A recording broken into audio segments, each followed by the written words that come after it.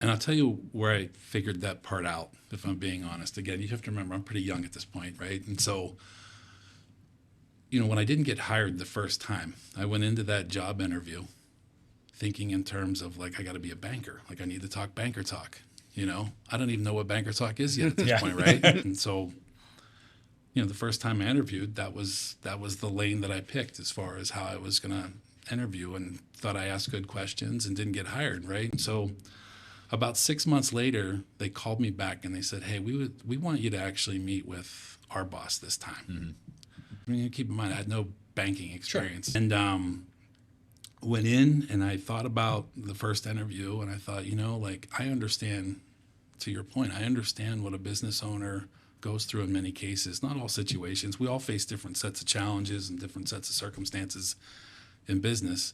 But I knew that I brought a pretty good story to the table and experience. And, that was one of his first questions is, why do you want to make this move, from being in manufacturing to banking? And I shared with him my story about how I sat with my parents. And I sat in meetings with banks on the other side of the table.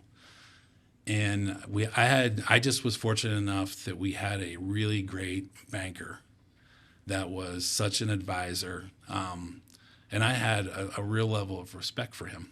And, he was somebody my dad would call on a Saturday or 8 o'clock at night and say, "Hey, we need to do this, or we may have to change some things." And they had that kind of a relationship. And so, I thought about those conversations in my interview, and I shared with him my story about in business and how I have watched a business go from, nothing to something, and, the role that I played in that. And we ended up having a fantastic conversation.